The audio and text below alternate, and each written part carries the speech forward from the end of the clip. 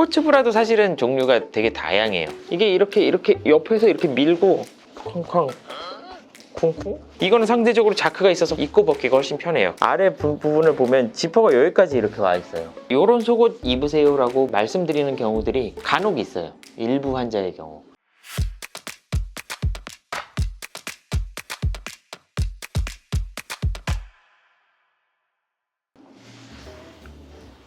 안녕하십니까, 에이트 성형외과 성기욱입니다. 가슴 성형을 하고 나면 가장 불편한 것 중에 하나가 사실은 보정브라 착용하는 게 가장 힘들다, 뭐 이런 말씀을 많이 하십니다. 이게 사실은 뭐 병원마다 보정브라를 착용하는 기간들이 다 달라요. 저희 에이트 성형외과 같은 경우는 일반적으로는 뭐 환자분에 따라 조금 달라질 수는 있지만 2주 정도의 보정브라 착용을 갖게 되고, 그 뒤부터는 이제 스포츠 브라를 착용하게 됩니다.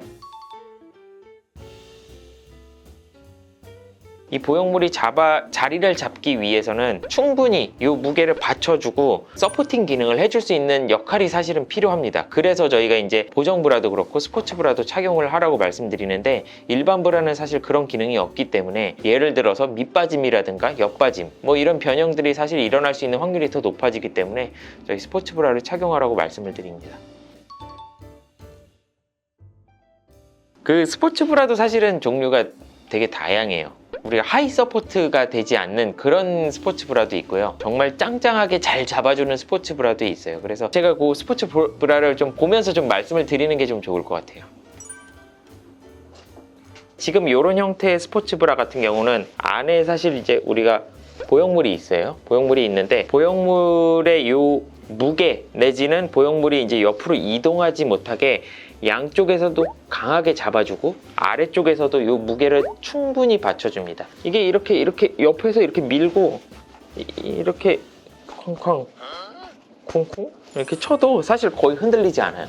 런닝을 한다고 하면 뭐 이렇게 좀 흔들리겠죠? 우리가 환자분이 이제 주무실 때 누워 계신다면 흉곽 같은 경우 사실은 앞쪽이 이렇게 튀어나와 있고 옆으로 이렇게 경사가 있게 되죠. 슬로프가 있게 됩니다. 그러다 보면 이제 보형물 같은 경우 자꾸 옆으로 흘러내리려는 기능이 있습니다. 그러다 보면 가슴이 점점 벌어지고 방이 옆으로 트이게 되는 경우가 생길 수가 있습니다. 그래서 옆에서도 잡아주고 아래에서도 확실히 잡아줄 수 있는 그런 형태의 사실은 이런 스포츠 브라, 하이 서포팅 기능이 있는 스포츠 브라가 사실은 도움이 많이 되죠. 그래서 저희는 보통 한 3개월 정도까지는 이 스포츠 브라를 착용하라고 말씀을 드립니다. 원장님 설명을 들으면 사이즈도 되게 중요할 것 같은데. 네, 맞아요.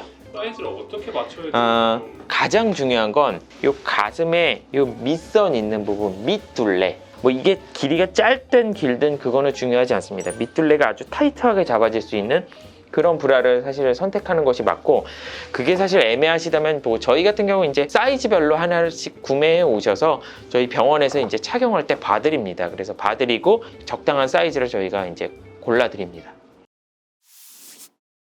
이런 짱짱한 브라가 아닌 걸 입고 오시는 분들도 있다고 하셨잖아요. 네, 맞아요. 어떤 브라들을 말씀하시는 건지. 네, 보여드릴게요.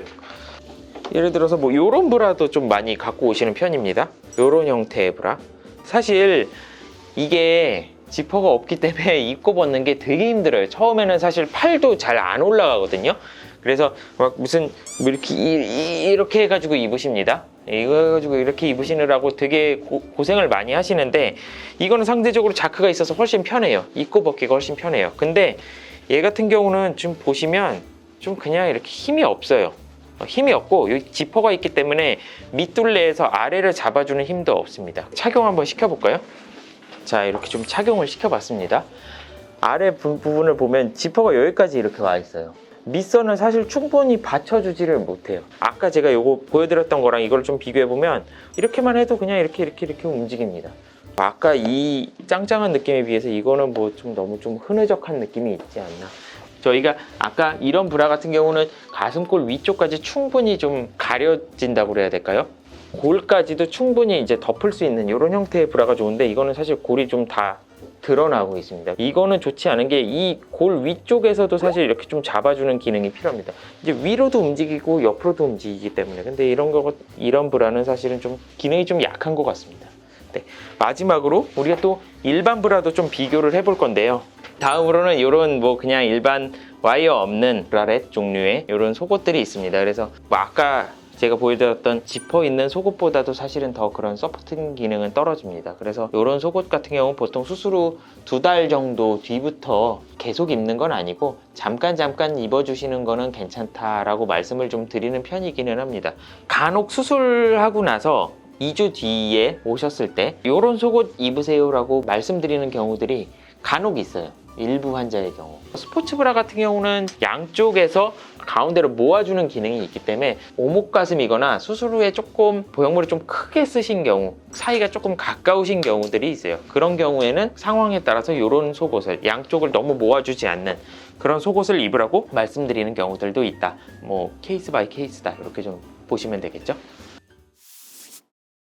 수술이 끝나고 난 뒤에도 지속적으로 사실 가슴 보형물이 내 몸 안에 자리 잡기 위해서는 우리가 최소한 6개월까지는 봐야 된다, 이런 말씀을 좀 드려요. 왜냐면 그 전까지 계속 모양이 변하거든요. 처음에는 위가 이렇게 볼록해서 어떻게, 나 너무 가슴 위에서부터 시작하는 것 같아, 뭔가 땡땡해, 뭔가 뭐 식빵 같아, 이런 얘기를 많이 하십니다. 근데 시간이 지나면서 살성도 풀어지고 보형물도 차차 중력에 따라서 조금씩 내려가는 부분도 있으면서 전체적으로 모양을 잡아가는 일련의 과정을 겪게 되는데, 그 중에서도 이제 사실 스포츠 브라가 그러한 적절한 모양을 잡아주고 모양이 변형이 일어나지 않게 하는 데 있어서 매우 사실 중요한 역할이라고 생각해요. 그래서 수술은 저희 의사들이 해드리지만 수술 후에 본인들이, 이제 수술하신 분들이 지속적으로 사실 이런 관리를 통해서 더 디테일하게 예쁜 가슴을 만들어가는 과정 또한 매우 중요하다, 이렇게 좀 말씀드릴 수 있을 것 같습니다.